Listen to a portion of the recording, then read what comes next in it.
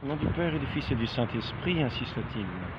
De faire ce très court entretien pour faire quelques rappels. Pour certains qui pourraient s'inquiéter, se dire que peut-être la fin, peut-être l'Église va avoir une fin à un moment, à un autre, même sans qu'on se rende compte, puis le temps continue, puis en fait l'Église aura terminé. Parce qu'il y aurait quelques prophéties, parce qu'il y aurait quelques prophéties ici ou là qui diraient des choses qui laisseraient penser que l'Église un jour va terminer, que le successeur de Pierre, il n'y en aura plus, et puis que... Donc il faut nous souvenir, que l'enseignement de l'Église, institué par notre Seigneur Jésus-Christ, nous dit que c'est cette Église, avec le successeur de Saint Pierre à sa tête, sera toujours jusqu'à la consommation des siècles. Donc nous ne nous inquiétons pas, ne disons pas peut-être la prophétie, peut-être les événements de la prophétie sont arrivés maintenant, voilà, nous sommes dans ces temps-là prévus, et puis il n'y a plus de Pâques, il n'y a plus ceci, il n'y a plus cela, vous avez vu ce qui se passe, parce que certains ont l'art de tourner les paroles de certaines manières, ou de faire apparaître certaines choses comme des lapins dans un chapeau de magicien, pour nous faire croire que l'Église a disparu, que le pape, il n'y en a plus. En ce moment, il n'y a plus de pape. On travaille à l'élection d'un pape, parce que le pape François est mort. Jusque-là, nous avons eu cette succession, et d'ici quelques jours, nous prions pour que d'ici quelques jours, il y ait un nouveau successeur à Saint-Pierre. Et que je sache, on n'est pas à la fin du monde. La consommation des siècles, on n'a pas encore vu la parousie. Donc il nous faut écouter la parole de notre Dieu. Il nous a promis qu'il serait avec son Église jusqu'à la consommation des siècles. Que les portes de l'enfer ne prévaudront pas contre l'Église. Que cette Église est bâtie sur le roc. C'est pas un roc d'un moment. Quand le Christ, qui a la parole éternelle, dit le roc, c'est pas un roc qui va s'effriter petit à petit pour un jour disparaître. Non, le roc. Et ce roc, c'est aussi Saint-Pierre et ses successeurs. C'est cette Église qui va jusqu'à la consommation des siècles. Elle a été fondée avec un chef. Et il y a toujours un successeur à un chef. Elle est fondée d'une certaine manière, et elle est faite pour durer de cette manière-là, par quelqu'un qui a les clés. Pour établir, pour permettre qu'on soit sur le roc, en union avec celui qui est le roc, le Christ. Celui qui a les clés est aussi un roc, car c'est lui qui nous permet de nous trouver sur le roc. S'il veut que nous ne soyons plus sur le roc, il lie et il délie. Et ce qu'il tient lié est tenu pour lier au ciel. Ce qu'il tient lié sur terre est tenu pour lier au ciel. Ce qu'il tient pour délier est tenu pour délier au ciel. Donc c'est lui qui a les clés du royaume. Donc c'est lui qui fait que nous sommes sur le roc ou pas. Donc faisons bien attention. Il y a un portier à ce royaume. Il a les clés. C'est le Christ qui lui a remis les clés. Relisez l'Évangile. Et puis ensuite, entendez la parole qui est dite. C'est un roc, mais c'est pas un sable mouvant, c'est l'inverse. Ce sera un sable mouvant pour ceux qui n'ont pas la foi, qui ne croient pas qu'il y a un roc. Eux, ça sera le sable mouvant, ils sont toujours à crier au secours, à s'enfoncer, à disparaître.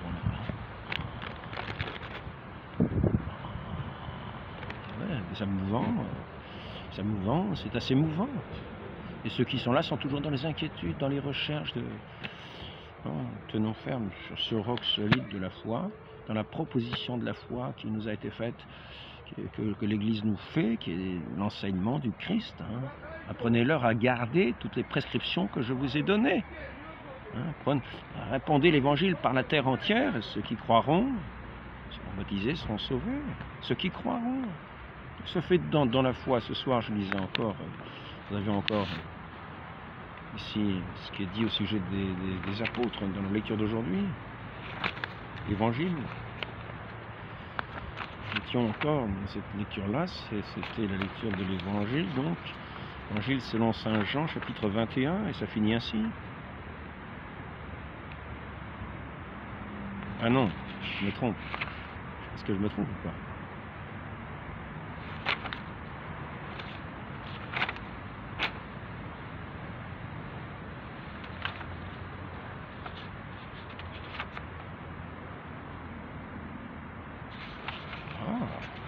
C'est les Actes des Apôtres.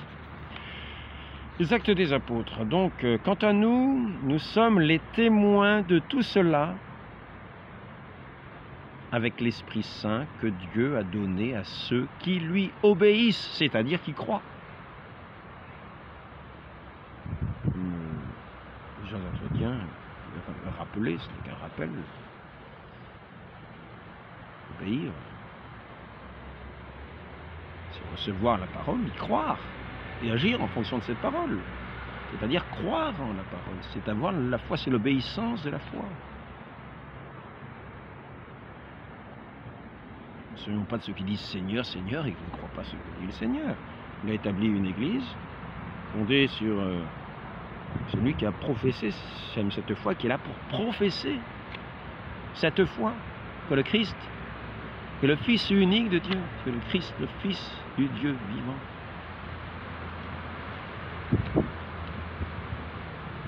Cette profession de foi dans le Fils est essentielle. Elle est essentielle. C'est rappelé à différents endroits. Elle est essentielle. Celui qui n'a pas le Fils n'a pas non plus le Père. Donc faisons très attention. Elle est centrale dans notre foi. La résurrection, c'est-à-dire la mort aussi de notre Seigneur Jésus-Christ sur la croix, qui a donné sa vie. Ce sont là les articles de foi essentiels. Mais si nous croyons au Christ, croyons aussi à sa parole. Car il a envoyé ses apôtres pour enseigner tout ce qu'il a prescrit, tout ce qu'il leur a dit. Donc il nous faut écouter la parole. Il ne s'agit pas de dire je crois au Seigneur, mais je ne fais pas ce qu'il fait parce que je n'y crois pas. Ou parce que ça m'importe peu. Non, non. C'est cette loi qu'il est venu accomplir, qui se réalise pleinement dans l'amour. Jusqu'au moindre iota, et comme dit Saint Jacques, celui qui n'accomplit pas la loi dans un domaine, il l'accomplit en rien. Ce n'est pas de l'amour.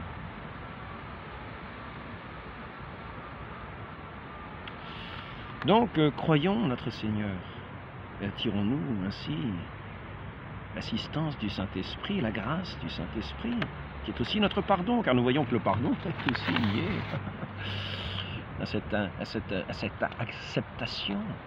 Nous recevons le pardon pour ceux qui croient. Christ a donné sa vie une fois pour toutes, et nous recevons le pardon. Ce n'est pas... Il ne s'impose pas, non, c'est une réception. C'est-à-dire que, comme un accueil de la parole de notre Seigneur, nous accueillons, nous recevons le pardon.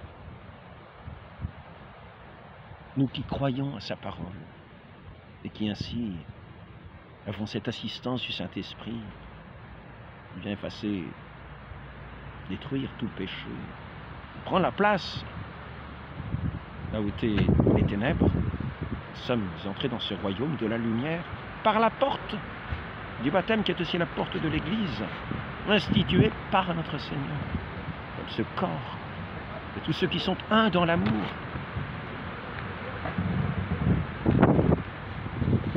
Donc, je voudrais simplement faire quelques rappels. Je vais voir si la troisième semaine, c'est la troisième semaine du temps pascal. Vous avez quelque chose qui rappelait cela. Bon, est-ce que je vais y être? Je n'ai pas sûr. Jésus-Christ, après avoir offert pour les péchés un unique sacrifice, est assis pour toujours à la droite de Dieu. Il attend que désormais ses ennemis soient mis sous ses pieds à son sacrifice unique. Il a mené pour toujours à leur perfection. ceux qui reçoivent de lui la sainteté, ceux qui reçoivent, c'est-à-dire ceux qui l'accueillent. Pas quelque chose qui est imposé.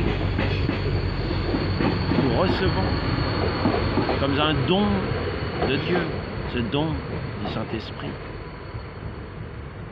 de l'esprit de sainteté, de l'esprit sanctificateur.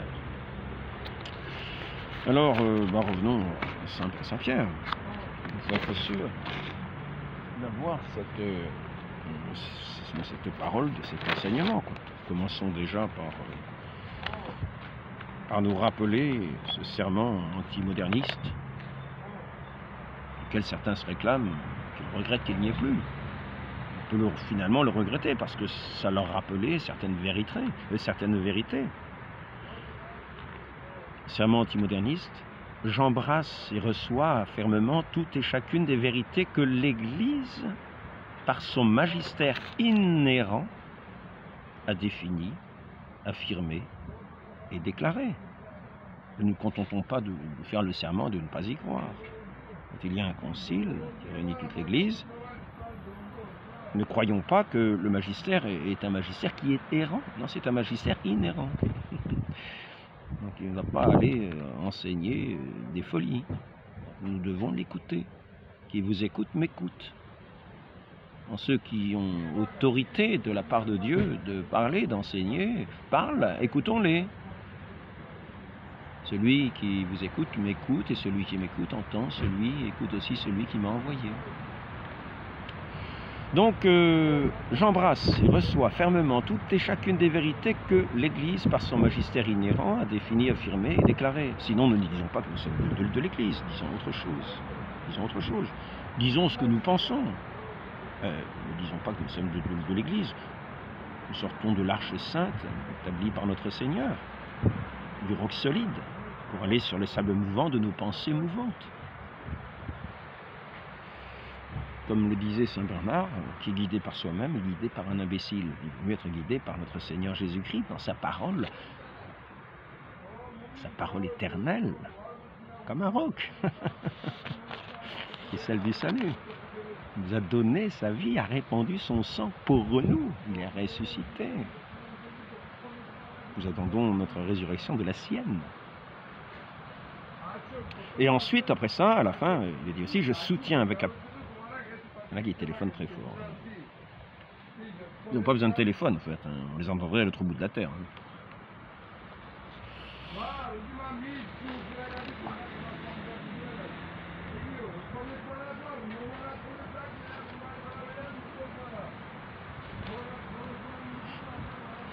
Je soutiens avec la plus grande fermeté, je soutiendrai jusqu'à mon dernier soupir, dit encore ce serment antimoderniste.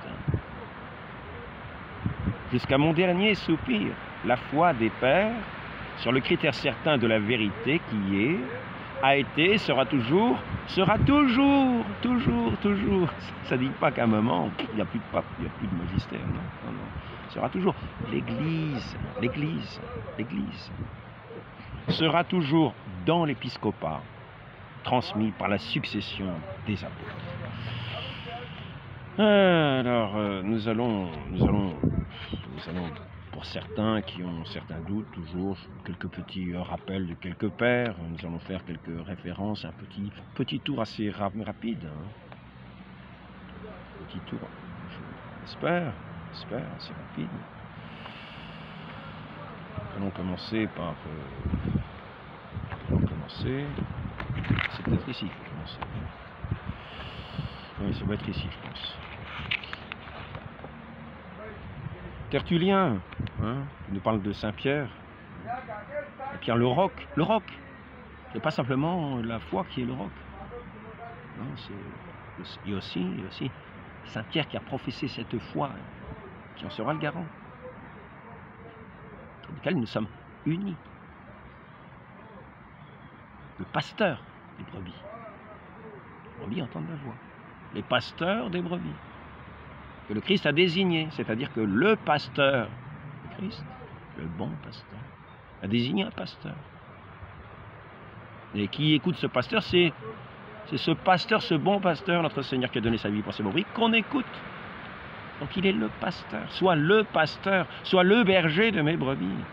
De mes brebis. M'aimes-tu plus que ceci? Donc alors ici,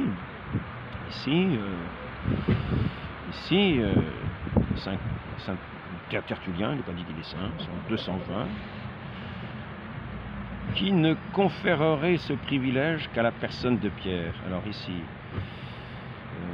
c'est sur toi que je bâtirai mon église, lui dit-il, et il parle de Christ qui s'adresse à Saint Pierre.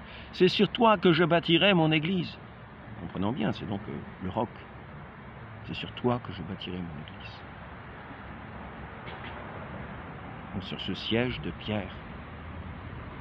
Nous attendons que le successeur de Pierre vienne occuper ce siège de Pierre. C'est sur toi que je bâtirai mon église, lui dit-il. C'est à toi que je donnerai les clés. Et non à l'église. Tout ce que tu liras et que tu déliras, etc. Mais non pas tous ceux qui liront et déliront. C'est ceux qui sont en union avec toi, avec lui, avec Saint-Pierre. Ceux qui sont en union dans la communion. Ce sont l'autorité, parce qu'il donne l'autorité. Si Saint-Pierre, par l'autorité du Christ, donne autorité à d'autres ministres d'avoir des clés, de lier, de délier, ainsi que les évêques sont désignés par le successeur de Pierre. Alors ici, et voilà, un autre, Saint Ignace d'Antioche, celui-là c'est écrit trop mal pour que je puisse le lire, donc Tertullien, 220, est-ce que c'est le même? Oui, c'est le même. Qu'est-ce qui a pu être caché à Pierre, ainsi appelé, parce que l'Église devait être bâtie sur lui? À Pierre, qui avait reçu, avec la clé du royaume des cieux, le pouvoir de lier et de délier, tant dans les cieux que sur la terre. C'est là qui nous établit sur le roc. Celui qui n'est pas lié à ce roc, qui en a été délié, il n'est plus dessus. Donc c'est quand même bien Pierre qui a ce pouvoir. Soyons donc bien établis sur ce roc, en union avec lui. Cette grâce que Dieu nous fait de nous donner un pasteur, faire entendre sa voix, sa douce voix. Et ne soyons pas des sourds. Ne disons pas je crois, Seigneur, Seigneur. Pourquoi m'appelez-vous Seigneur, Seigneur, et ne faites-vous pas ce que je dis? Ici, c'est Cyprien de Carthage. Le Christ a bâti sur Pierre. Il a dit que le Christ a bâti sur Pierre et qu'il a autant d'autorité apostolique que les autres apôtres, à ceci près qu'il est le premier parmi eux, qu'il en est le responsable. Le Christ s'est réveillé de la mort et il dit, Pierre, prends soin de mes moutons. Cyprien de Carthage, il y a des références très savantes, unité de l'Église, 4 PL4, etc. Col 513, 516, etc. Donc ainsi, on voit qu'il n'y a une seule Église, un seul responsable, totalement en accord entre eux. Celui qui ne reste pas attaché à cette unité de Pierre, est-ce qu'il peut croire qu'il reste attaché à la foi? Celui qui abandonne le siège de Pierre, lui sur qui l'Église est construite, est-ce qu'il peut affirmer « moi je suis de l'Église » ? Voilà, nous allons maintenant changer. Là, c'était Saint Cyprien, c'était le Cyprien du moins, non Origène. Pierre sur qui est édifiée l'Église du Christ. Vous voyez? Et maintenant, j'en ai dit quelques-uns, peut-être encore un autre. Eusèbe de Césarée, 339. Pierre sur qui est bâtie l'Église du Christ. Peut-être un autre. Hein? Peut-être un autre, on en veut peut-être un autre. Simon, Jacques et Jean. Là, c'est Aphrodite, le siège persan. Eusèbe de Césarée, c'était 339. Là. Simon, Jacques et Jean. Quand il a amené ses 3 disciples, Simon, Jacques et Jean, Simon, la pierre de fondation de l'Église. Jacques et Jean, les solides colonnes. Saint-Hilaire, car il fut le premier à croire, il était le primat de la fonction apostolique. Voilà, bon, donc on a vu, on peut voir encore, on a d'autres, on va pas les dire tous, je ne vais pas passer une heure à ça. Par contre maintenant montrer comment l'enseignement de l'Église, qui a été confié au pasteur, pasteur Pierre, ses successeurs, ceux qui lui sont attachés. Maintenant nous allons voir suite. Nous allons voir la suite. La suite elle est là. Je vais faire assez vite, on va pas rester une heure. Même en cas de vacances de siège apostolique, les fidèles demeurent enseignés et gouvernés par leurs évêques légitimes, c'est-à-dire le magistère vivant et perpétuel, qui ont reçu du pape la juridiction pour enseigner et gouverner. Ad apostolorum principis. Voilà. Jésus-Christ a institué dans l'Église un magistère vivant, authentique et de plus perpétuel. On ne dit pas qu'à un moment le roc, non, jusqu'à la consommation des siècles, et les portes de l'enfer ne prévaudront pas. Je pense qu'il doit y avoir un problème ici. Ça peut-être, ce sera peut-être mieux.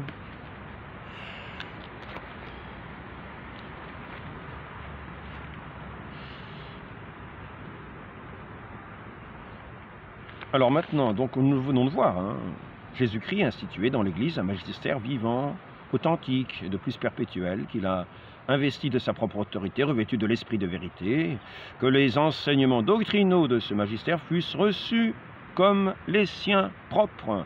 Satis conitum Léon XIII. Donc perpétuel, ça ne veut pas dire que ça s'arrête à un moment, non, c'est quand il y aura la parousie, nous verrons bien. Jusque-là, ayons confiance. Je ne vois pas encore les étoiles qui tombent comme des figues vertes, secouées par une tempête. Alors ici,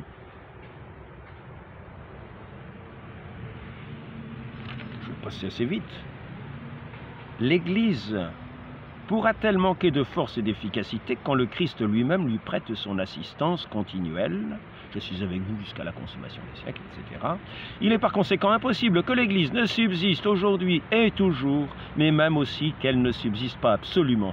La même qu'au temps apostolique, à moins de dire, à Dieu ne plaise, que le Christ, notre Seigneur, a failli dans son dessein, ou bien qu'il s'est trompé quand il affirma que les portes de l'enfer ne prévaudraient jamais contre elle.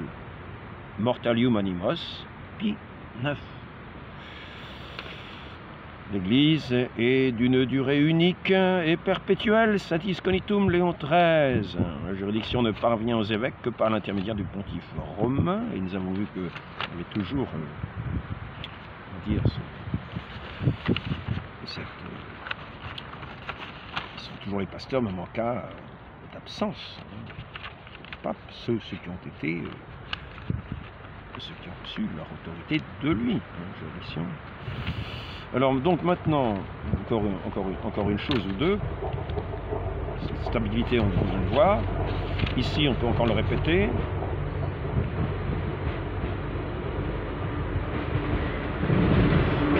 Saint Cyprien, le Christ dit aux apôtres et par là même à tous les supérieurs qui succèdent aux apôtres dans leur fonction, qui vous écoute, m'écoute.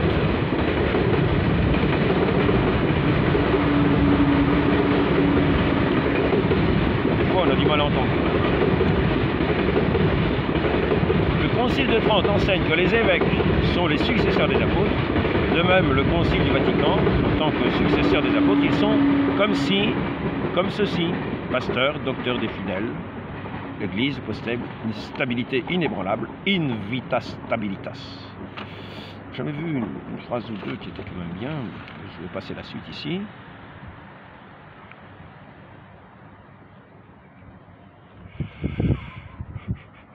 Voilà ici. De même que l'autorité de Pierre est nécessairement permanente et perpétuelle. Je ne dis pas que ça s'arrête au bout d'un moment. Donc ne nous inquiétons pas, nous sommes dans l'Église, tant mieux si nous y sommes. Ayons confiance. Gardons la foi dans notre Seigneur, qui est le pasteur, qui a nommé des pasteurs, qui a établi des pasteurs. C'est-à-dire que c'est lui qui est le pasteur dans ses pasteurs. De même que l'autorité de Pierre est nécessairement permanente et perpétuelle dans le pontife romain, ainsi les évêques ont leur en leur qualité de successeurs des apôtres, sont les héritiers du pouvoir ordinaire des apôtres, de telle sorte que l'ordre épiscopal fait nécessairement partie de la constitution intime de l'Église. Et là, nous en arrivons, Léon XIII, satis cognitum toujours. Mais de même que la doctrine céleste n'a jamais été abandonnée aux caprices et au jugement individuel des hommes, donc attention de ne pas nous prendre nous-mêmes pour les grands juges de la foi, dans les interprétations, mais qu'elle a d'abord été enseignée par Jésus-Christ, puis conférée exclusivement au magistère, c'est-à-dire magistère vivant, dont il a été question. Satis cognitum. Alors, nous allons trouver peut-être encore une phrase ou deux, puis on va arrêter.